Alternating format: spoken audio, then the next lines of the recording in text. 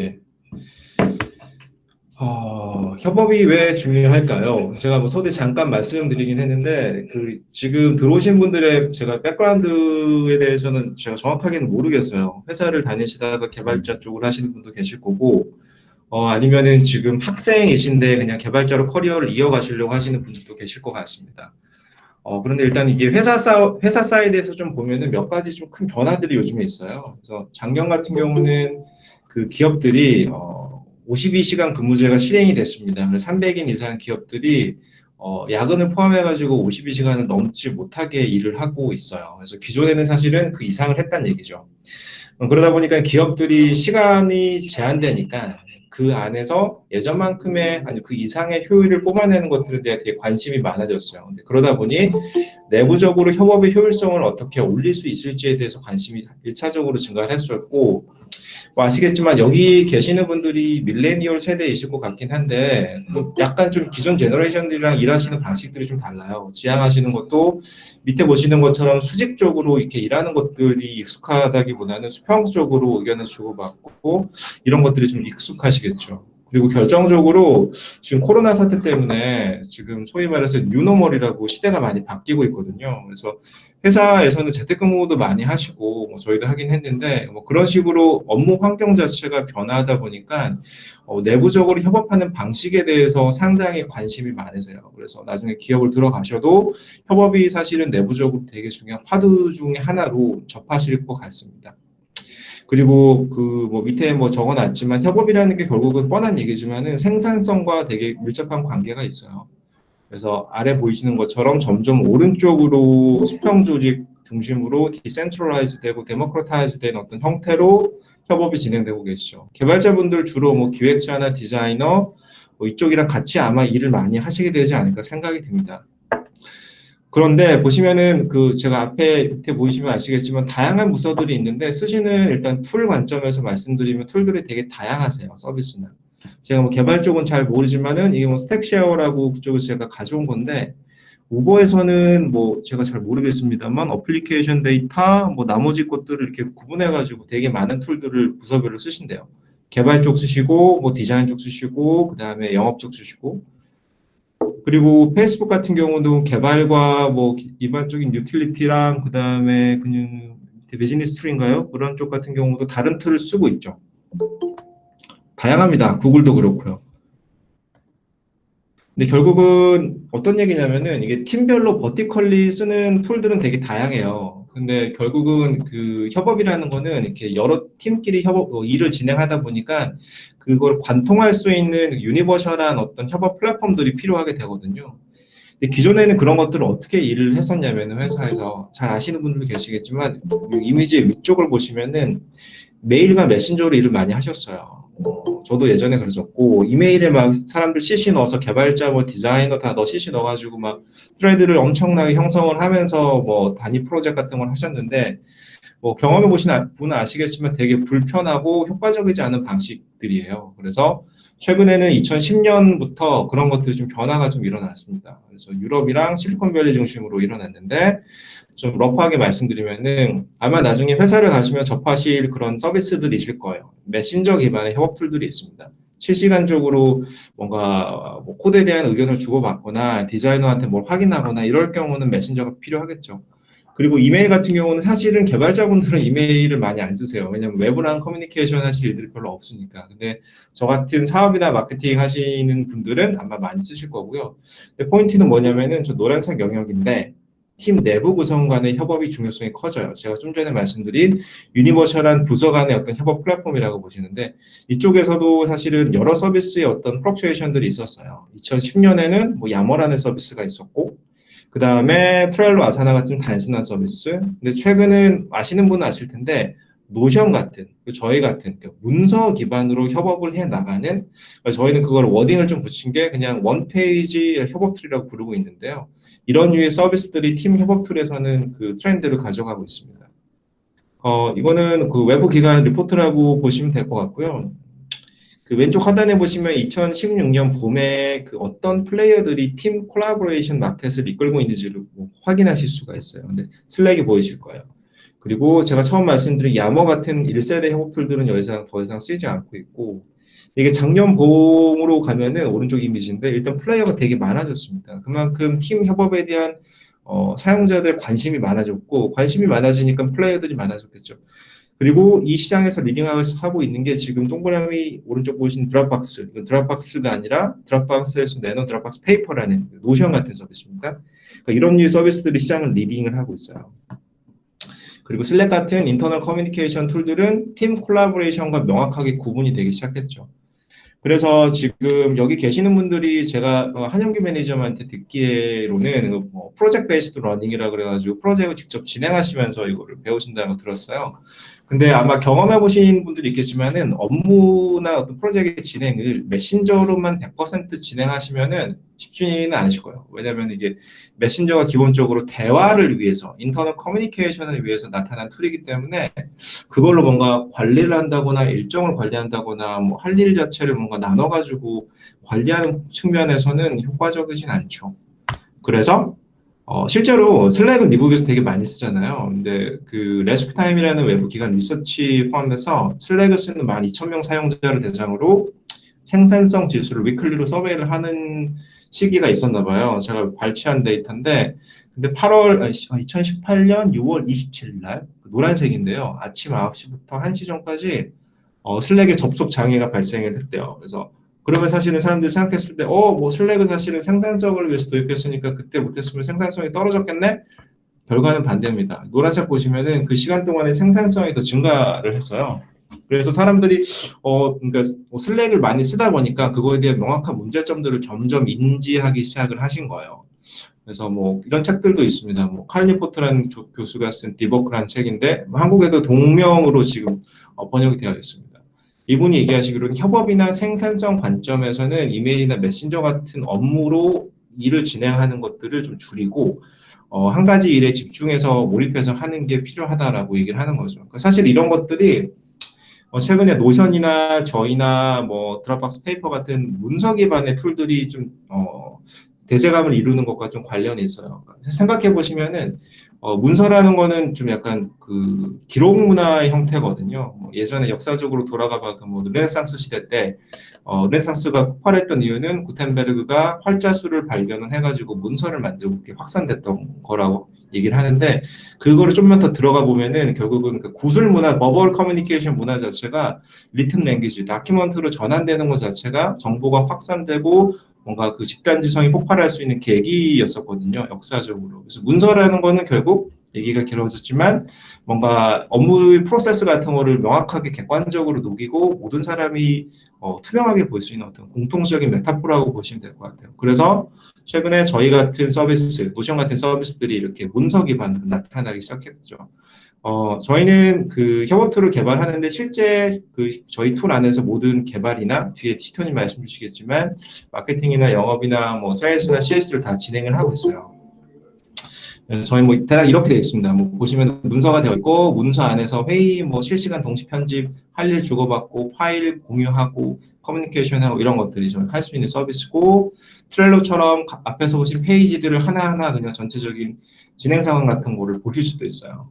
그리고 뭐 아사나처럼 페이지 안에 할 일이 있으면 다 모아서 그거를 이렇게 보여줄 수도 있고 그리고 저희가 최근에 또 메신저를 한 2주 전에 출시했습니다. 여기 CTO님이 설명해 주시겠지만 거의 뭐 미칠 듯한 속도로 한 몇 개월 만에 메신저를 출시하셨는데 기본적으로 슬랙 같은 메신저예요. 근데 사실은 메신저를 만들다 보면은 슬랙처럼 나올 수밖에 없는 게 메신저의 구조가 되게 단순하거든요. 메신저를 주고받는다, 그다음에 그룹 대화를 한다, 그다음에 인터랙션이 있다, 파일을 주고받는다. 그러니까 그 구조가 되면은 디팩토처럼 슬랙 같은 UI가 나올 수밖에 없는데 아무튼 저희가 그런 서비스를 내놨어요. 저희 서비스의 장점은 메신저가 대화를 휘발되는 게 아니라 그걸 선택해가지고 보시는 것처럼 저희 문서로 전환을 해가지고 거기서 협업을 이어갈 수 있는 거예요. 그래서 저희는 실제 내부적으로 개발팀, 디자인팀, 마케팅 뭐 다 모여가지고 이런 식으로 이 두 개의 툴로 협업을 진행을 하고 있습니다. 그래서 이거는 제가 영상인데 제가 말씀드리는 거는 너무 길게 하면 안 될 것 같아서 여기까지 말씀드리고 저희 서비스 앞으로 만든 거에 대해서 말씀드릴 텐데 어떻게 생겼는지 한번 보여드리겠습니다. 모든 워크플로우를 가는 올인원 협업줄 콜라비를 소개드립니다. 먼저 업무 시작을 위해 콜라비 메신저에 전하는 중요한 대화는 클릭 몇 번만으로 콜라비 이슈 페이지에 기록할 수 있습니다. 이후 대화로 나눈 업무 주제를 구체화하려면 에키 하나만 기억하시면 됩니다. 에키만 입력하면 일정과 표, 그리고 할 일까지 자동으로 생성되기 때문이죠. 새로운 의견은 댓글을 이용해 주고받고 공유해야 할 파일, 이미지, 관련된 이슈, 개발을 위한 소스코드도 에키 하나로 세계적이게 정리됩니다. 이렇게 정리된 이슈의 진행 단계는 아이콘으로 관리할 수 있고 전체 이슈는 칸반을 통해 진행 상태를 한눈에 파악할 수 있죠. 좀 전에 에키를 이용해 등록했던 할 일도 이렇게 자동으로 목록이 정리되어 있습니다. 할 일에서 지정한 마감 기한은 캘린더에 자동으로 입력되고 이 모든 내용은 모바일에서도 볼 수 있습니다. 동료가 언제 어디에 있는 워크플로우에 따라 쉽게 협업할 수 있는 점이 콜라비만의 가장 장점이죠. 이제 콜라비 하나로 업무의 시작부터 마지막까지 스마트하게 일해보세요. 모든 워크플로우. 네, 이렇게 해서 제가 말씀을 다 드렸고요. 혹시 제 내용 관련해서 궁금한 거 있으시면 댓글 남겨주시고 CTO님 모시겠습니다. 안녕하세요. 콜라비 팀의 CTO를 맡고 있는 라이언입니다. 저는 이제 오늘 콜라비 서비스의 시스템 변화와 개발자로서 어떻게 일하면 좋은지에 대해서 좀 이야기를 하려고 합니다. 먼저 이제 그러면 콜라비 시스템의 시작의 히스토리에 대해서 먼저 말씀을 드릴 건데요. 씨앗을 뿌리고 콜라비에 싹이 나기까지 현재까지 어떻게 진행이 됐는지 간단하게 한번 리뷰를 좀 해드리겠습니다. 보시면 아시겠지만 콜라비를 오픈한 것은 2015년이지만 그 화면을 보시면 2015년보다 이전부터 무언가 계속 밭을 일구고 있는 모습을 볼 수 있습니다. 그래서 2013년에는 저희가 비컴이라는 이름으로 가능성을 보기 위한 프로토타입 형태로 서비스를 만들기도 했고요. 콜라비를 시작하기 한참 전인 2009년부터 저는 이제 그 다른 그 IT 회사를 계속 다니면서 조영상 대표님과 다양한 서비스를 만들면서 웹 서비스, 웹 기반 서비스에 대한 이해도를 높이고 기술과 경험을 쌓을 수 있는 시기를 좀 가지게 되었습니다. 그래서 이제 그렇게 열심히 하면서 좀 콜라비를 만들기 위한 기술의 초석이 된 프로젝트들을 간단히 좀 설명을 드리고 저희 시스템이 어떻게 되는지 말씀을 다시 드리도록 하겠습니다.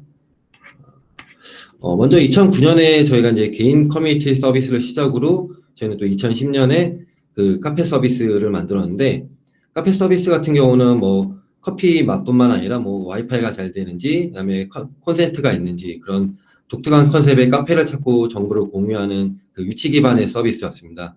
그것들을 만들고 또 2012년에는 저희가 이제 그 한참 이제 그 언론에 대한 얘기들이 많이 나올 때 그 조영상 대표님하고 기자하고 기사를 매핑해서 평가하고 추적하는 서비스를 만들면 어떻겠냐라는 그 의견이 나와서 텔미더 트루스라는 서비스를 또 만들고 그 당시에 이제 오픈하고 또 이제 접고 이제 그랬었고요.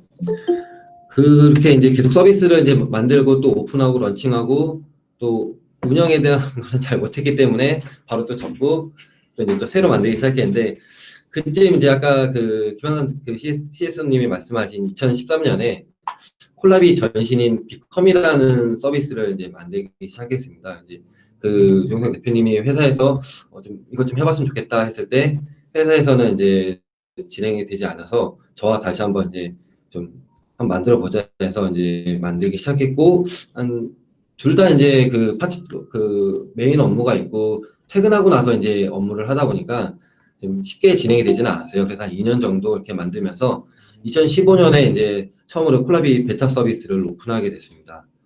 그래서 이제 이런 서비스들을 거치면서 개발뿐만 아니라 인프라나 시스템에 대한 노하우가 쌓이기 시작했고요. 그리고 지금부터는 이제 콜라비 서비스 저희 이제 서비스의 인프라의 변화에 대해서 좀 말씀을 드리겠습니다. 저희는 이제 2013년에 시작했을 때는 IDC에서 이제 클라우드로 전환을 했었고 IDC에서 이제 어떻게 진행이 됐냐면은 처음에 저희가 그 2013년 서비스를 오픈했을 때 이제 그 당시에는 지금처럼 클라우드가 활성화된 시기는 아니었어요. 그래서 아직 AWS도 국내에 들어오긴 했지만 뭐 서울 이전이 있지도 않았고 그 오픈되기 전이었고요. 그래서 뭐 제가 이렇게 트렌드에 빠른 사람은 아니었어서 뭐 평소에 이제 그 전에 계속 만들던 서버 그 서비스들을 가지고 있던 그 카페24에는 이제 IDC의 서버를 가지고 있었거든요. 그래서 그 서버를 그대로 재활용해서 이제 서비스를 구축하기 시작했습니다. 예, 그래서 이제 그 기존에 있던 인프라 시스템이 어느 정도는 IDC에 갖춰져 있었기 때문에 좀 더 이제 빠르게 서비스를 올릴 수 있었고요. 그다음에 뭐 기존에 사용하던 뭐 웹서버라든가 뭐 파일 서버 등 인프라는 뭐 그대로 이제 이어서 그 어플리케이션만 이제 교체해서 쓰는 형태로 이제 서비스를 처음에 그 비컴을 시작을 했습니다. 이후 2년 정도 이제 계속해서 그 회사 다니면서 저녁에 개발하고 이제 준비를 하면서 2015년에 이제 베타 서비스를 오픈하면서 저희가 이제 AWS로 전환을 하기 시작했습니다. 그래서 그 전환 결심을 하게 된 이유로는 이제 그 당시 저희가 이제 콜라비 서비스를 비컴에서 콜라비로 전환하고 콜라비 베타 서비스를 오픈하면서 국내뿐만 아니라 저희는 이제 글로벌 서비스를 좀 대상으로 정식 런칭을 준비하고 있었기 때문에 글로벌에서 빠르게 대응할 수 있는 부분이 뭐가 있을까 했을 때 국내 카페24에 있는 IDC만으로 지금 대응하기 힘들다는 판단이 들어가지고 그 클라우드로 이제 옮기는 준비를 했습니다. 그래서 뭐 테스트 기존에 이제 비컴에서 사용하던 서버와는 달리 뭐 대상자 수도 많고 그다음에 서버 부하라든가 사용자 트래픽 그다음에 해외에서 이제 CDN에서 그 유입되는 빠른 속도가 필요로 했기 때문에 그런 부분들이 필요해서 이제 클라우드로 전환을 하고 가장 큰 그 전환 이유 중에 하나가 작은 이제 스타트업이다 보니까 인프라 팀이 따로 있지는 않았어요. 저희가 뭐 저하고 뭐 프론트 개발하시는 분하고 한 세네 분 정도에서 이제 같이 개발하고 서비스도 오픈하고 해야 되다 보니 뭐 인프라 팀 부재로 인해서 발생한 문제들을 계속 관리할 그 리소스를 줄이기 위해서 이제 서버 이전을 가장 그 결심하게 된 가장 큰 이유 중에 하나입니다. 그리고 이제 뭐 실제로도 데이터베이스 관리나 뭐 파일 스토리지 용량 관리 같은 서비스를 직접 운영하면서 신경 써야 할 것들이 되게 많아졌어요. 뭐 데이터베이스 같은 경우는 데일리 백업이라든가 파일 스토리지는 이제 용량이 어느 정도 찼는지 저희가 또 디스크를 추가해야 되는지 언제쯤 추가해야 될지 어느 정도 추가해야 될지 그런 부분에 대해서도 이제 그 신경 쓸 것들이 계속 많아지면서 개발에 집중하지 못하는 좀 상황이 발생하고는 했어요. 그래서 뭐 더욱더 좀 AWS 같은 이제 우선은 구축을 해놓으면 크게 신경 쓰지 않아도 되는 이제 그 클라우드 서비스가 저희 팀에는 좀 꼭 필요하게 됐습니다. 그래서 이제 저희가 이제 클라우드로 전환을 하고 나서 이제 열심히 이제 운영을 하고 있었는데 저희가 처음에 생각했던 것만큼 극적으로 뭐 전환 그 관리하는데 리소스가 줄지는 않았어요. 뭐 전환하자마자 뭐 리소스가 막 관리 리소스가 70-80%씩 줄어드는 거 그러진 않았고 한 2-3 작게는 20-30%, 좀 많이 보면 30-40%까지 줄어드는데 그 당시 저희 팀 입장에서는 뭐 전체 리소스 중에 막 그 정도만 줄어들어도 굉장히 좀 커다란 도움이 됐었거든요. 그래서 그 리소스를 확보할 수 있는 것만으로 충분히 뭐 가치 있는 일이었습니다.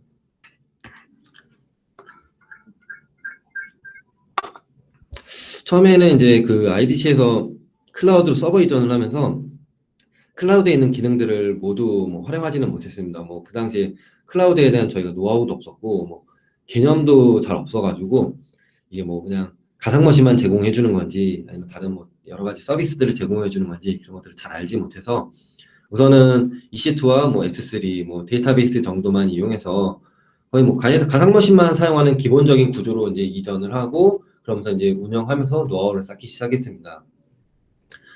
초기에는 이제 대부분 IaaS만 사용하는 구조에서 이제 조금씩 노하우가 쌓이다 보니 이런 서비스도 있네, 뭐 저런 서비스도 있네 하면서 뭐 이제 파스 서비스들을 이용하면서 뭐 현재의 좀 구조를 잡아가기 시작했습니다.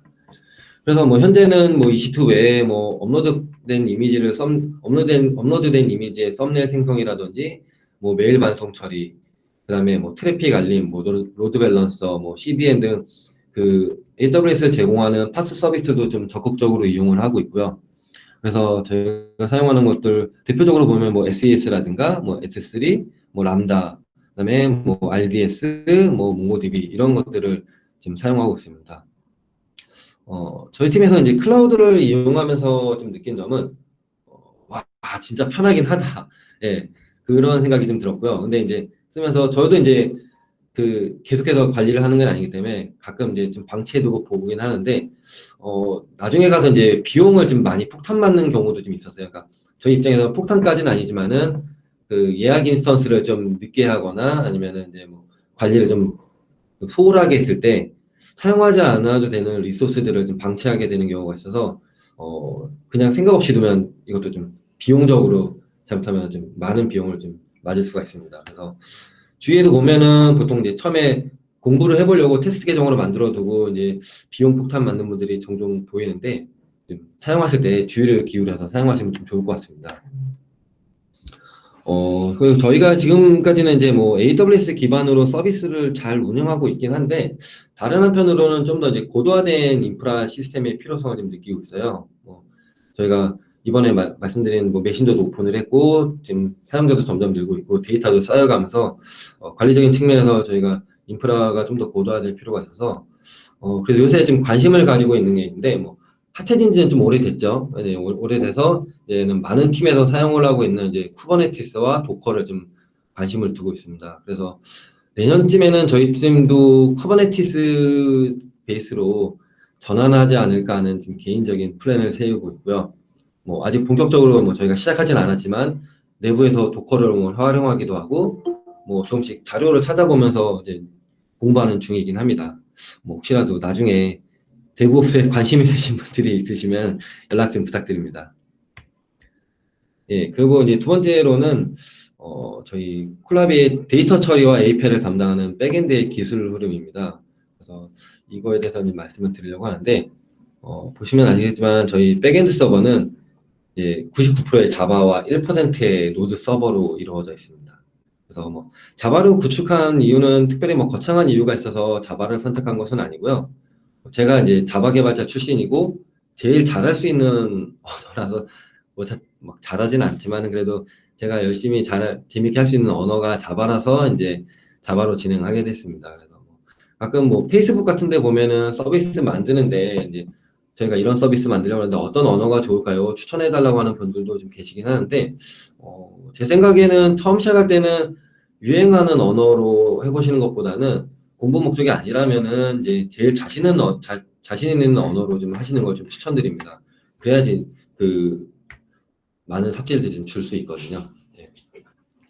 그리고 이제 그 중에 저희가 이제 1% 노드라고 말씀드렸는데, 노드 서버 같은 경우는 저희 콜라비 서비스에 이제 서비스 중에 동시 편집 에디터가 있는데, 이 데이터를 실시간으로 이제 머지해주고 병합하는 역할을 하고 있는 서버가 있습니다. 원래는 이제 제이슨 데이터를 가지고 특정한 룰에 의해서 병합을 해야 되는데, 자바에서는 지금 지원되지 않는 라이브러리가 있어가지고, 어쩔 수 없이 이제 노드 베이스로 되어 있는 그 기능이라 노드 서버를 도입을 하고, 노드 서버는 이제 제가 PM2를 이용해서 그 매니지먼트를 좀 하고 있습니다. 그 외에 이제 모든 서버 같은 경우는 초기에는 이제 아파치에다 어플리케이션 서버는 톰캣으로 운영을 하고, 어플리케이션은 이제 스프링 프레임워크를 이용해서 구축을 했었습니다. 그래서 뭐 이후에 이제 그 기본적인 베이스 가지고 이제 운영을 하다가 이제 2015년 클라우드로 이전하는 시점쯤에 저희가 스프링 부트로 전환을 하면서 웹 서버하고 와스도 이제 언더토어하고 엔진엑스로 같이 전환을 했습니다. 그 당시에 이제 뭐 웹 서버를 저희가 교체하게 된 이유는 뭐 주위에서 여러 사람들의 추천도 있었지만은 뭐 구글 트렌드를 봤을 때도 이제 가장 많이 검색이 되고 사용되는 것처럼 보이는 이제 그 서버가 엔진엑스여서 저희도 이제 좀 새로운 서버를 한번 좀 도입해보자, 좀 빠른 속도가 필요할 것 같다라는 그 의견이 있어서 이제 엔진엑스를 전환을 했습니다.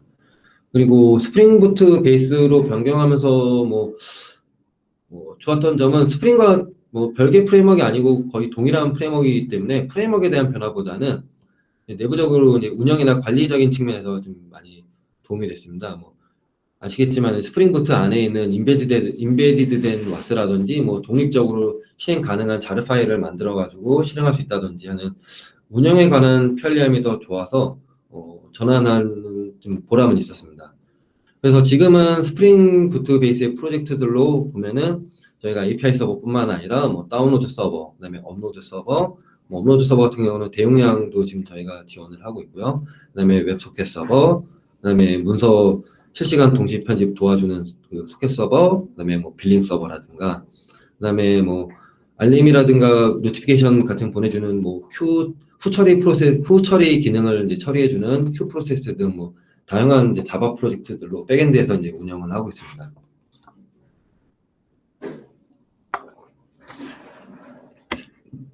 그래서 이제 저희가 이제 자바 베이스이기 때문에 저희 입장에서는 이제 자바에서는 뭐 JDK를 좀 빼놓고 얘기를 좀 할 수는 없을 것 같은데요. JDK 같은 경우는 저희가 2013년에 시작할 때 1.6 버전으로 좀 시작을 했습니다. 그래서 1.6으로 시작해서 현재는 1.8 버전으로 운영을 하고 있고요. 그리고 지금은 이제 오픈JDK 11 버전으로 이전을 좀 준비 중에 있습니다. 현재는 1.8 버전으로 사용해도 별 문제가 없는 상태지만 조금씩이라도 버전 업그레이드를 계속해서 진행하는 이유는 그 JDK 자체적으로 보안 패치라든가 뭐 그런 것도 있지만은 뭐 아시는 분은 아시겠지만 이제 오라클 JDK 유료화 정책이 지금 있습니다. 그래서 저희가 뭐 스타트업이다 보니까 오라클에서 내라는 돈을 다 내고 쓰기는 좀 힘들어가지고 오픈 JDK로 좀 전환을 생각하고 있고요. 그래서 뭐 유료화 정책을 피하기 위해서는 뭐 오픈 JDK로만 전환하면 되긴 하지만은 버전업되는 프레임워크라든가 뭐 라이브러리들이 이제 과거 버전들은 조금씩 뭐 배제하고 있기도 하고 또 새로운 기술들을 사용하면 좀 트렌드를 따라갈 필요성을 느껴가지고 이제 그 1.8에서 11 버전까지 이제 전환을 하려고 하고 있습니다. 그래서 뭐 올해 이제 또 11로 그 이전하려고 하는 중요한 이유 중에 하나가 오라클의 이제 모든 독점적인 그 부분이 그 오픈 소스로 바뀌어가지고 오라클 JDK하고 그 오픈 JDK하고 11 버전부터는 좀 기능상으로는 동일한 JDK라고 할 수 있다라고 제가 들어가지고 올해 저희 계획으로는 현재는 이제 오픈 JDK 8 버전까지는 전환이 됐고 11 버전까지는 이제 업그레이드할 계획을 좀 세웠습니다. 참고로 내년에는 이제 그 자바 17 버전이 출시된다고 하는데 뭐 앞으로 한 3, 4년 정도면 좀 안정화될 것 같기도 하고 17 버전 같은 경우는 뭐 LTS 버전이기도 해서 2023년이나 4년쯤에 저희가 이제 업그레이드 하면 좋지 않을까? 그 정도까지는 이제 플랜을 좀 세우고 있습니다.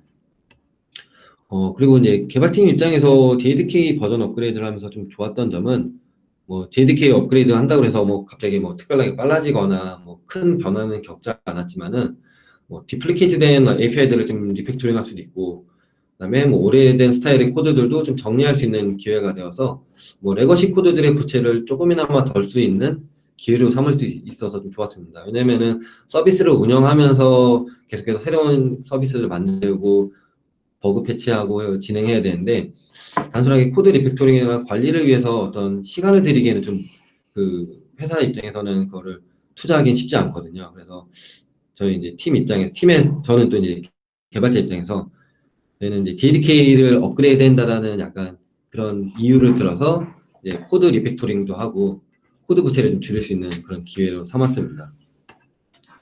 그리고 이제 뭐 실제 JDK 업그레이드 하면서 저희가 이제 그 발생하는 이슈들이 있긴 했지만 그 코드가 이제 그 발생하는 이슈보다는 운영 환경에서 그러니까 리눅스나 뭐 OS에 따라서 아니면 OS의 종류에 따라서 버전에 따라서 그 운영 환경에서 호환성 이슈가 좀 더 고민이 되는 상황이었습니다.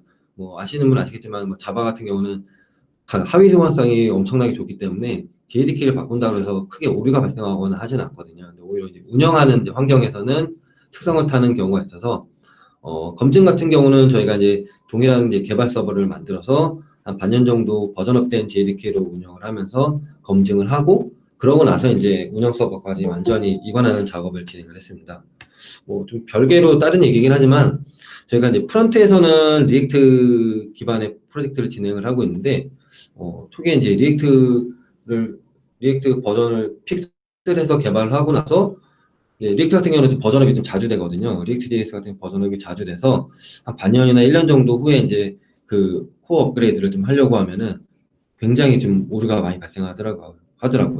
그래서 보니까 이제 그 하위 호환성은 너무 이제 그 리액트가 빠르게 발전 중인 언어라서 하위 호환성보다는 좀 새롭게 이제 가는 그 기존 API를 버리고 새롭게 이제 새로 만드는 쪽으로 좀 가다 보니까 기존에 개발해 놓은 코드들을 다시 전부 다 이제 수정해야 되는 좀 그런 문제들이 많아서 자바가 진짜 하위 호환성 하나만큼은 정말 다른 언어에 비해서 굉장히 좋구나 하는 좀 생각을 가졌습니다. 그래서 이제 콜라비 서비스에서 이제 뭐 데이터를 다루고 API를 이루고 있는 백엔드 시스템에 대해서는 저희가 이제 이런 식으로 구성되어 있다고 이제 말씀을 드렸고, 저는 지금 이제 현재 시스템이 언제까지 현 상태로 유지할 수 있을 거라 생각하고 있지는 않습니다. 뭐 앞으로도 더 좋은 플랫폼이나 뭐 언어가 나온다면은 뭐 적극적으로 좀 대응을 할 생각이고요. 근데 그런 면에서 좀 관심 있게 보고 있는 거는 이제 코틀린하고 이제 고랭입니다. 뭐 코틀린 같은 경우는 안드로이드에서도 뭐 정말 채택도 되기도 했고, 또 스프링에서도 공식적으로 지원하는 그거 언어이기 때문에 저는 개인적으로는 이제 좀 코틀린하고 고랭을 가지고 좀 앞으로는 좀 해보면 좋지 않을까 좀 그렇게 생각을 하고 있습니다. 예, 그리고 이번 장에서는 콜라비 서비스에서 이제 웹하고 모바일을 담당하고 있는 프론트엔드의 이제 기술 변화에 대해서 좀 말씀을 드리겠습니다.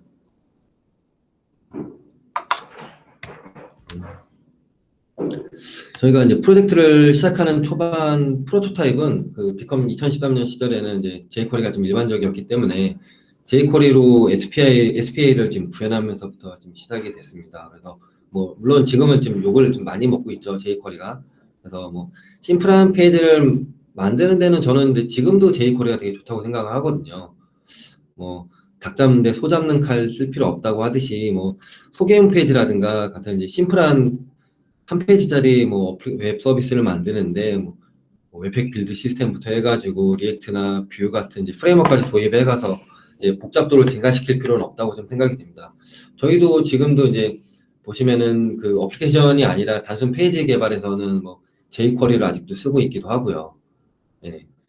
그리고 이제 그래서 그 오픈 이후에 이제 콜라비가 점점 이제 복잡도가 증가하고 기능들이 좀 붙기 시작하면서 단순한 이제 SPA가 아닌 이제 웹 어플리케이션이 지금 되기 시작했습니다. 단순한 싱글 페이지가 아니라 정말로 어플리케이션이라는 느낌이 들 정도로 좀 복잡도를 가지게 됐거든요. 그래서 그때부터 좀 이제 되게 난관에 좀 부딪히게 됐고요. jQuery로만으로는 도저히 이제 답이 안 나오더라고요.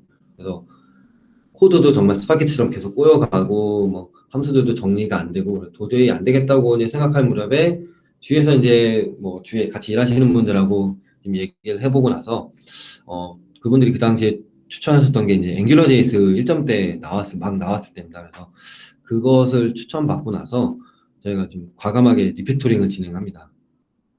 정말 잘 몰랐거든요. 저도 근데 그전은 이제 그 당시에는 이제 뭐 백엔드도 계속 하고 프론트엔드도 계속 지금 하고 있던 시기였기 때문에 프레임워크가 도입된다라는 게 어느 정도까지 이렇게 크게 변화가 있을 거라는 생각은 못했어요.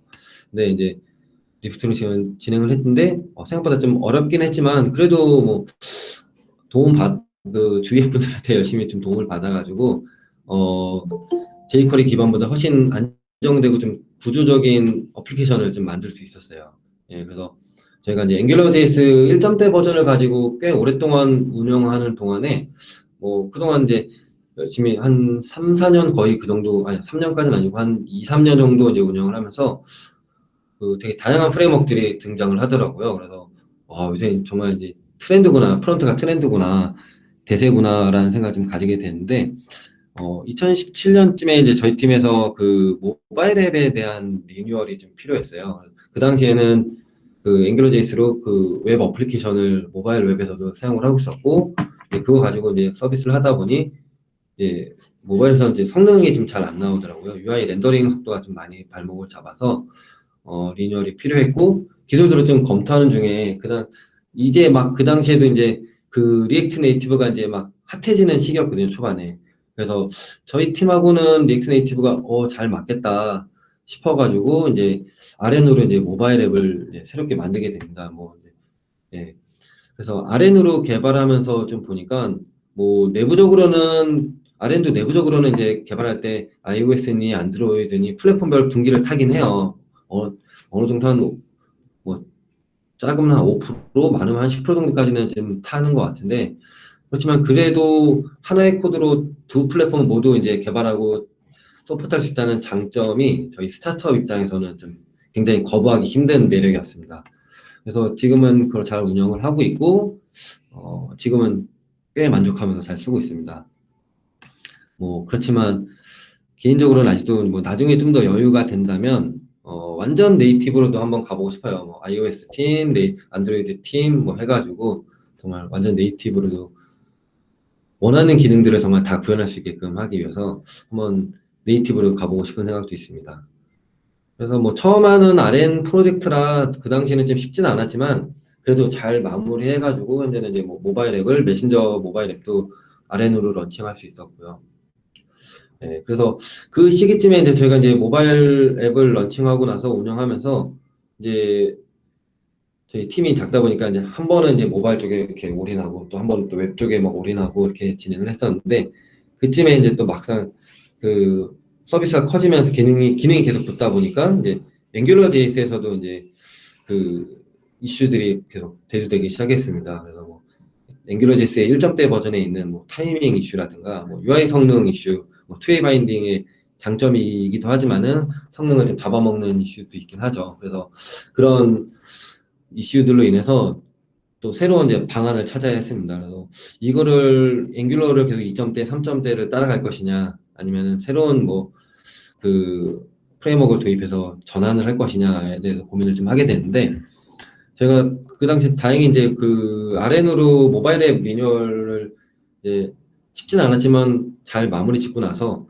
리액트에 대한 조금의 자신감 그런 거 가지고 이제 웹 어플리케이션을 좀 리뉴얼을 진행을 하게 됩니다. 이제 그 처음에는 이제 그 웹 어플리케이션을 리뉴얼을 진행할 때 단순히 무조건 리액트 JS로 가자라는 건 아니었고 팀 멤버들하고 계속 같이 얘기하면서 뭐 그 당시 유용했던 이제 뷰라든가 뭐 리액트라든가 어떤 게 좋을까에 대해서 얘기를 했는데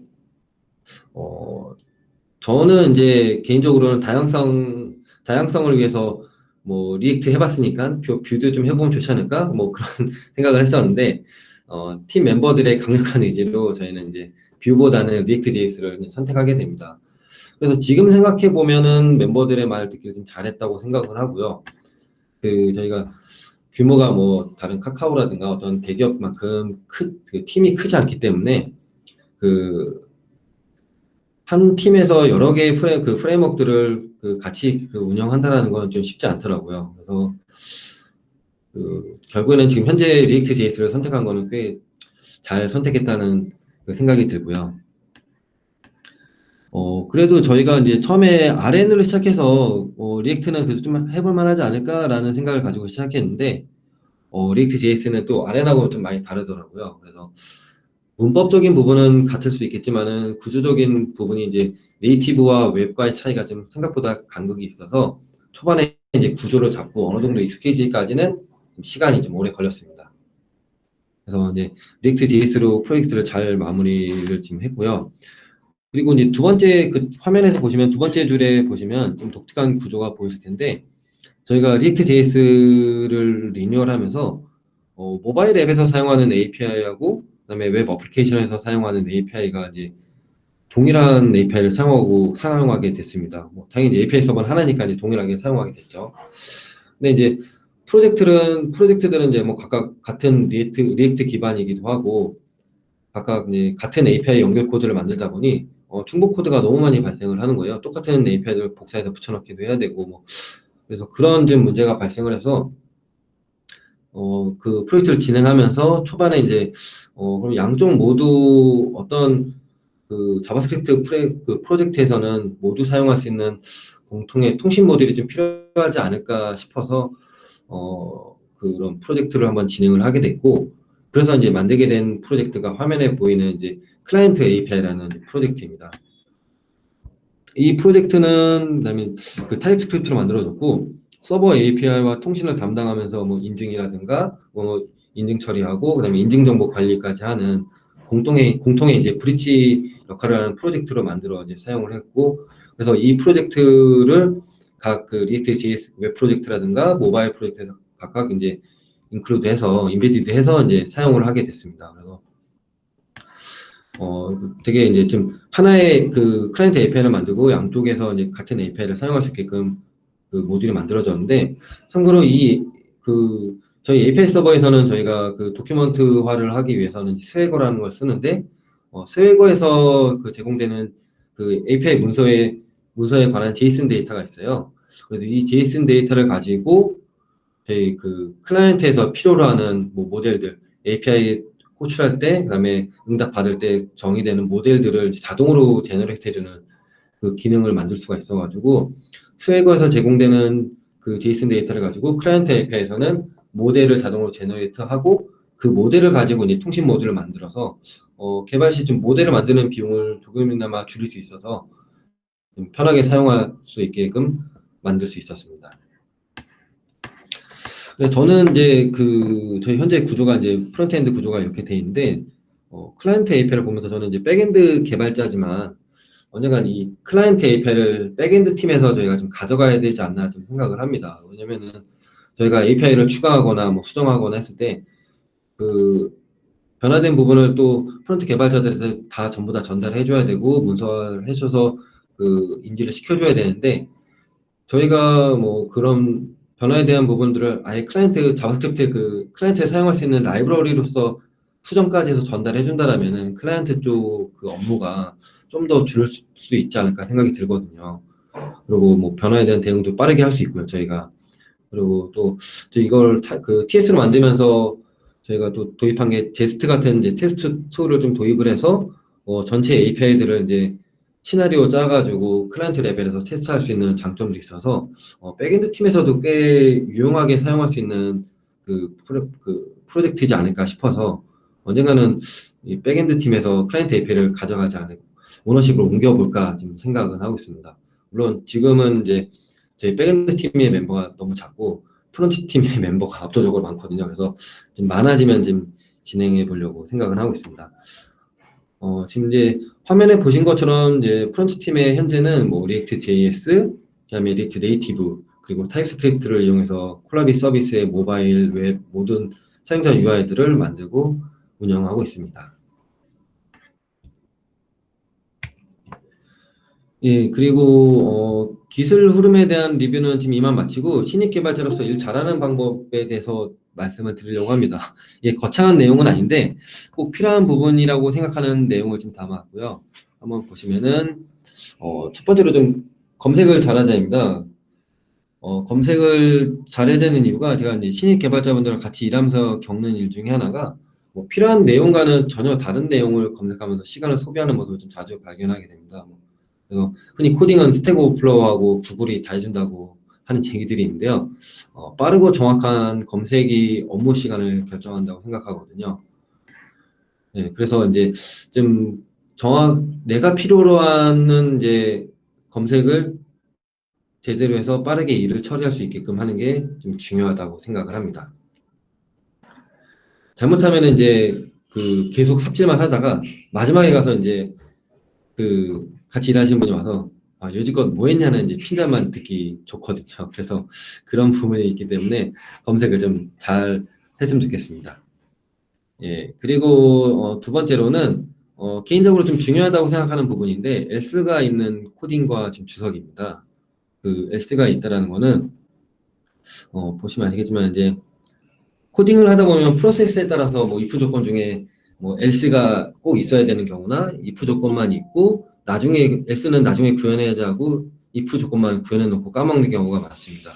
그래서 이런 케이스가 발생하게 되면 나중에 버그는 발생되는데 이게 재현도 잘 안 되고 다른 쪽에서는 된다는 사람도 있고 안 된다는 사람도 있고 나는 또 잘 되기도 하고 그래서 찾기 어려운 버그로 남는 경우가 좀 많은데요.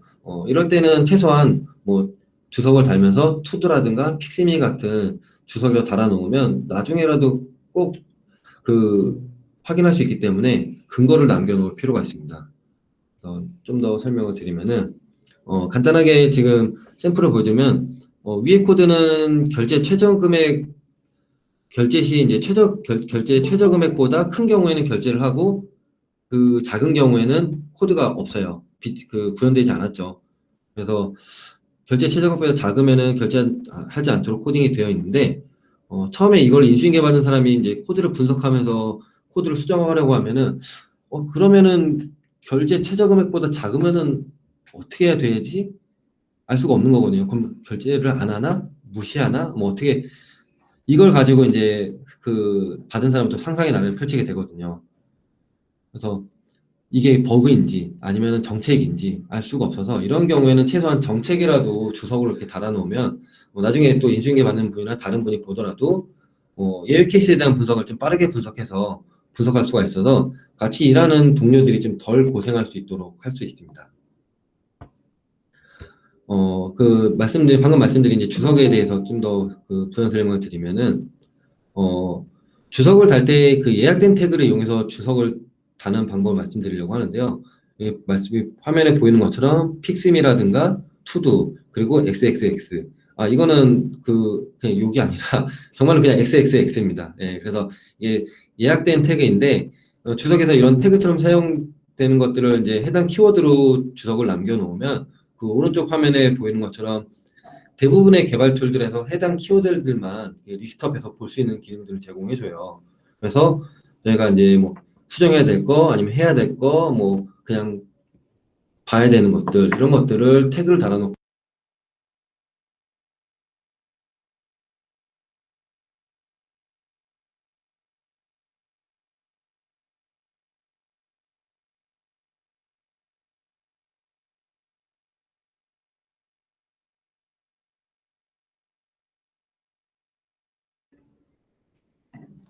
죄송합니다. 잘 들리시나요? 예. 다음번은 이제 거의 마지막인데요. 이제 클래스를 만들고 할 때, 제가 처음에 클래스를 만들고 이제 어떻게 코딩해야 될지 막막할 때 이제 제가 주로 사용하는 방법인데요. 보통 처음 개발을 시작하면 개발 처음부터 전체 코드를 일기 쓰듯이 한 번에 이렇게 쭉 쓰실 수 있는 분들이 많지는 않거든요. 저도 그렇고요. 그래서 뭐 처음부터 순서대로 그리고 뭐 설계를 한 다음에 할 수도 있겠지만은 아직 뭐 습관도 들지 않았고 익숙하지 않은 순서도보다는 순서도를 글로 쓴다는 느낌으로 그 함수 안에서 이제 한글 주석을 나누어서 적다 보면은 당장 프로그램이 구현되지 않아도 전체 플로우가 이제 한눈에 들어오게 되거든요. 그래서 어디서부터 개발을 시작을 해야 될지, 뭘 만들어야 될지, 눈에 들어올 수가 있어서, 이런 식으로 대략적으로 이제 플로우를 정리하고 나서 하나씩 코딩을 하다 보면은, 어느새 이제 마무리 끝까지 다 가다 보면 이제 생각한 대로 동작할 수 있는 이제 클래스들을 볼 수 있습니다. 그래서 처음부터 코딩을 하려고 하는 것보다 한글로 한번 프로세스를 정리해 보는 것들을 좀 추천드립니다. 마지막으로 이제 제가 이제 진짜 마지막인데요. 본인이 개발한 코드를 꾸준히 관리하는 습관을 들이는 것입니다. 그래서 이제는 이제 요새 대세죠. 정말 이제 대세고 개발이 대세고 제가 생각하기에는 이제는 코디닝의 시대라고 생각을 합니다. 코디닝이라는 거는 이제 가드닝이라는 말을 뭐 한 번쯤 들어보신 분도 있고 안 들어보신 분도 있겠지만은 작은 이제 정원을 꾸미듯이 관리하면서 뭐 물도 주고 흙가리도 해주고 비료도 주고 뭐 이런 일을 가드닝이라고 하는데 코드도 이제 마찬가지라고 생각합니다. 이제 개발하고 나서 배포했다고 이제 끝나는 게 아니라 본인이 만든 코드는 오픈하고서도 내 자식이라는 생각으로 꾸준하게 계속 쳐다보고 여기서 바꿀 게 없을까? 뭐 리팩토링 할 게 없을까? 이렇게 계속해서 관리를 하다 보면은 뭐 본인의 성장뿐만 아니라 같은 동료들에게도 이제 같이 일하고 싶은 좋은 멤버로 인정을 받을 수 있을 거라고 생각을 합니다. 예, 그래서 이제 끝까지 들어주셔서 감사하고요. 개발자로서 살아가는 게 되게 쉽진 않습니다. 아시겠지만은 계속 공부해야 되거든요. 그래서 꾸준하게 이제 계속 하다 보면은 좀 더 좋은 개발자가 되실 수 있을 거라 생각을 합니다. 그래서 예, 이상입니다.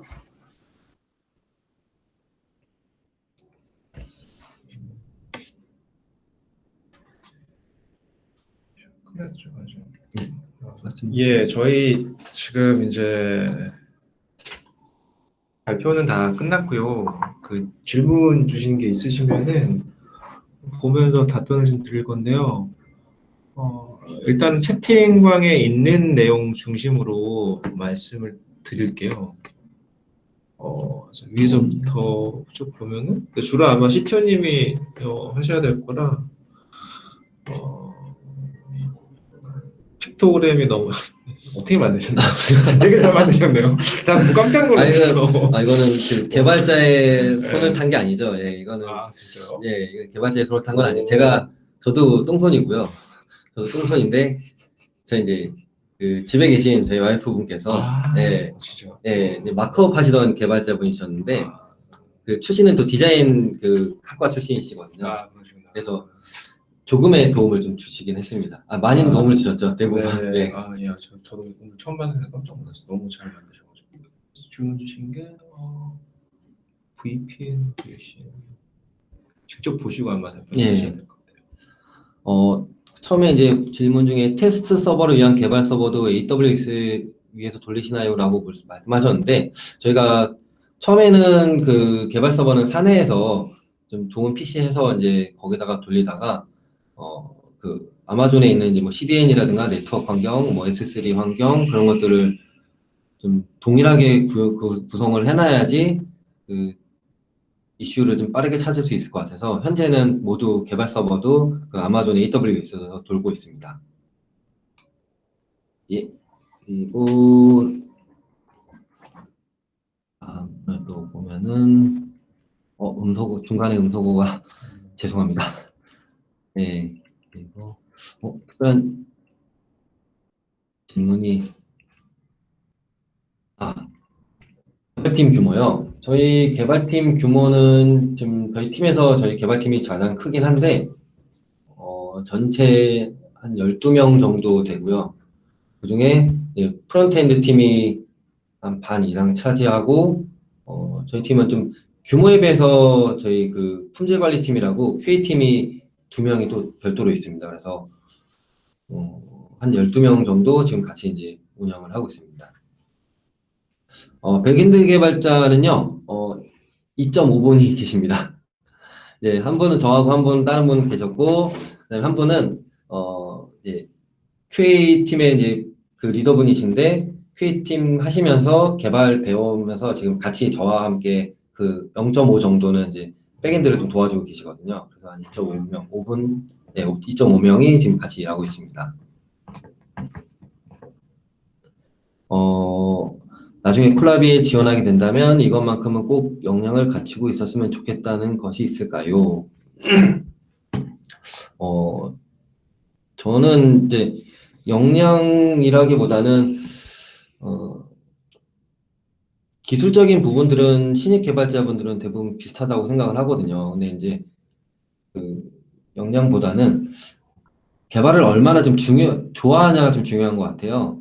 왜냐면은 좋아하지 않고서는 개발 쪽이 생각보다 버티기가 쉽지 않더라고요. 네. 내가 정말 취미가 이거여야지 술 먹고 들어가서도 코딩하고 자다 일어나서도 코딩하고 질리지 않고 코딩을 할 수 있거든요.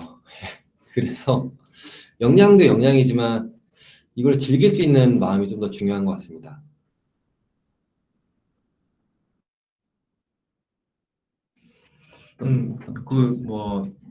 슬랙 같은 툴이 어떤 장점이 있을지는 일단은 제가 먼저 말씀드리고 어떤 기술이 깊이 있게 쓰이는지는 아마 잠깐 말씀 주시면 될 것 같고, 근데 슬랙은 아까 제가 서두에 들으셨는지 모르겠는데 팀 커뮤니케이션 툴이거든요. 근데 콜라비는 엄밀히 말하면 제품이 두 가지가 있습니다. 팀 커뮤니케이션 툴, 슬랙 같은, 그 다음에 팀 콜라보레이션 툴, 그러니까 협업 도구가 있어요. 그래서 기본적으로 그리고 두 개의 서비스가 그 데이터나 어떤 메시지 같은 것들이 심리스하게 연결되기 때문에 그런 것들이 제품적으로는 슬랙과의 차별화 포인트죠. 일반적으로는 슬랙을 쓰시고 노션을 따로 쓰시죠. 별도적으로. 그러면 하실 수 있는 게 기본적으로 노션이나 뭐 트렐로 아사나의 노티피케이션 같은 것들을 API를 땡겨가지고 슬랙으로 보시는 정도일 텐데, 콜라비 같은 경우는 기본적으로 그런 것들도 지금 제공이 되지만 반대로 메신저에 있는 대화나 컨텐츠를 협업 툴로 넘기는 것도 가능하기 때문에 사실 이거는 저희가 두 개의 제품이 같이 있으니까 가능한 건데요. 그러다 보니까 엔드투엔드로 팀 커뮤니케이션과 콜라보레이션을 다 할 수 있다는 것이 제품적인 차별화 포인트입니다. 그리고 어떤 기술이 깊이 있게 쓰였는지는 저희는 어떤 특정 기술이 깊이 있게 쓰였다기보다는 자바에서 제공되는 기술들을 대부분 채용을 하고 있고요. 네. 저희 베이스는 아까 이제 말씀드린 것처럼 자바의 스프링부트 베이스로 웬만한 대부분의 기술들은 전부 다 그 베이스로 좀 구현이 되어 있습니다.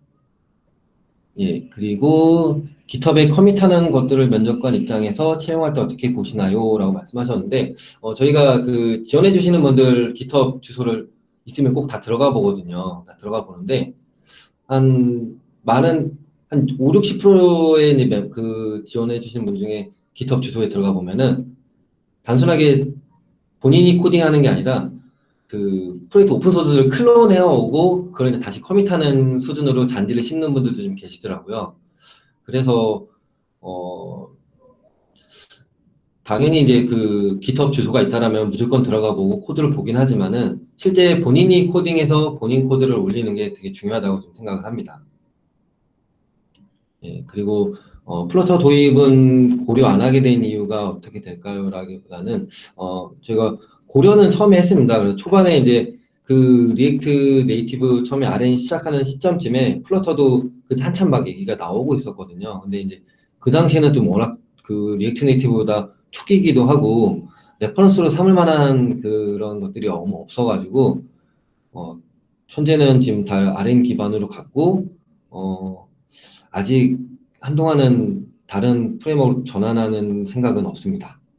예. 계속해서 새로운 기술 도입하거나 공부하실 때 주로 정보를 어디서 얻으시나요? 저는 온라인도 많이 보긴 하지만은 이제 그동안 이제 같이 일했던 동료들을 좀 만나면서 정보를 자주 얻는 편이거든요. 그러니까 그 제 내용에도 썼지만은 제가 이렇게 트렌드에 빠르진 않아요. 그래가지고 주위에서 이제 유독 트렌드에 빠른 친구들이 있어서 이제 그런 친구들이랑 같이 이제 커피 한잔 하거나 뭐 술 한잔 하거나 아니면 뭐 채팅하면서 얘기할 때 요새는 이런 좀 고민이 있는데 이걸 뭘로 해결해야 될지 모르겠다라든가 그렇게 같이 얘기를 하다 보면은 굉장히 새로운 그 시각에서 다양한 그 기술들을 많이 좀 소개를 해줍니다. 그래서 저는 온라인도 있지만은 주로 요새는 이제 지인 통해서 친구를 잘 둬가지고 예, 친구를 통해서 이제 많이 얻습니다. 예, 마지막에 그리고 보시기에 개발을 좋아하는 사람들에게 어떤 공통적인 특징이 보이나요? 개발을 좋아하시는 분들은 그냥 삶이 개발인 것 같아요. 저도 제가 한 15년 정도 개발을 했는데요. 예, 지금은 요새는 이제 체력이 많이 떨어져가지고 좀 그 정도는 못하는데 거의 근무 시간에 일하고 근무 시간에 최대한 빠르게 일해서 일을 끝내놓고 이제 그 업무를 하는 것처럼 하면서 또 새로운 기술 계속 공부하고 퇴근하고는 또 서비스 이제 UI 붙여가지고 서비스 만들어보고 그냥 계속 그러한 삶을 살았거든요. 그래서 별다른 취미가 없어요. 예, 그러니까 운동하는 걸 좋아하긴 하는데 그냥 그거 자체로 즐기시는 분들이 있기 때문에 일로서 느끼지 않는 게 가장 이제 그런 분들이 그런 특징을 좀 보이는 것 같아요. 일로 안 느끼고 이거는 내가 좋아하는 거니까 좀 더 좋게 바꿔봐야지. 약간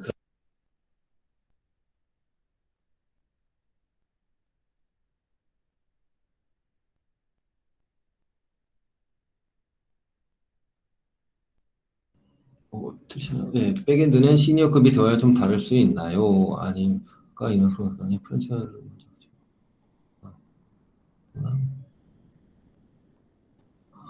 백엔드를 시니어급이 되어야 다룰 수 있는 건 아니고요. 어, 제가 이제 시작한 시점에는 뭐 백엔드, 프론트엔드 나눠져 있던 시기는 아니었어요. 그냥 풀스택이라는 말도 없었죠. 그냥 개발자면은 UI 만들고 API 만들고 데이터베이스 컨트롤하고 쿼리 만들고 튜닝하고 다 할 줄 알아야 되기 때문에 이제 저는 이제 그렇게 시작을 했던 거고 하다 보니까 저한테는 이제 좀 더 프론트엔드보다 백엔드 쪽에 그 적성이 맞아가지고 저는 이제 백엔드 쪽으로 좀 그 진로를 정한 편인데요. 신입 개발자분들도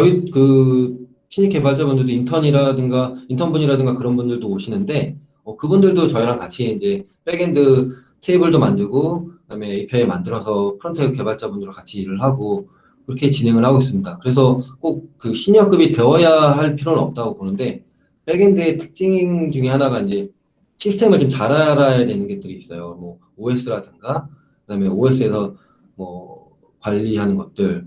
왜냐면은 서버 관리도 백엔드 업무에 많이 들어가긴 하거든요. 그래서 어떻게 보면 인프라 팀에서 해야 되지만 개발 서버 같은 경우는 백엔드 팀 자체적으로 서버 그냥 오픈하고 관리하고 하는 것들이 있기 때문에 개발도 중요하지만 인프라에 대한 지식도 좀 중요하다고 생각을 합니다. 그래서 백엔드에 준비를 하신다라면은 굳이 꼭 프론트엔드를 먼저 하실 필요는 없지만은 같이 하실 필요는 있어요. 왜냐면 백엔드만 가지고 뭔가를 만들어 보긴 쉽지 않거든요. 뭔가 데이터를 주고받고 화면에 보여주는 그런 것들이 필요하기 때문에 최소한의 프론트엔드 기술을 알아야 됩니다. 그리고 마지막에 또 있던 가장 힘들었거나 인상적이었던 경험이요.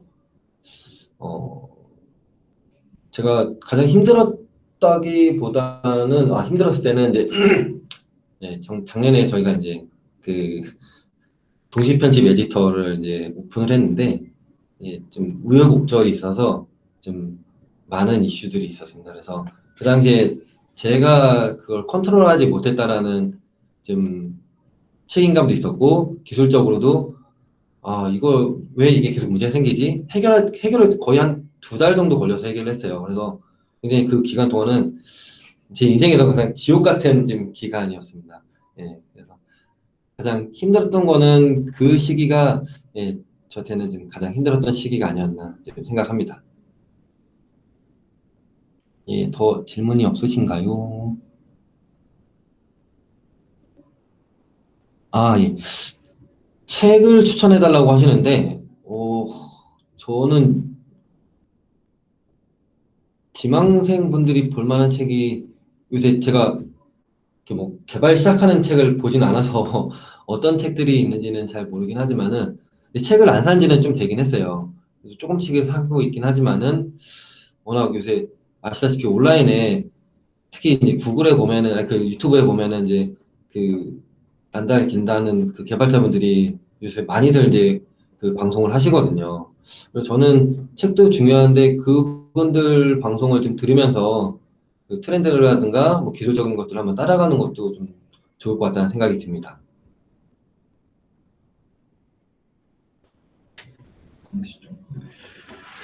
질문 이제 없으시면은 저희는 이제 그만 물러가도록 하겠습니다. 오늘 시간 내주셔서 너무 감사드립니다. 혹시라도 나중에 궁금한 거 있으시면 CTO님한테 뭐 이메일이 있나요? 나중에? 네. 네, 이메일로 그냥 뭐 여쭤보시면 아마 친절하게 답변 주실 거예요. 네, 참여하신 분들도 되게 너무 감사드립니다. 시간 딱 맞춰주셔가지고. 네, 그러면은 저희는 이제 이만 네. 마무리.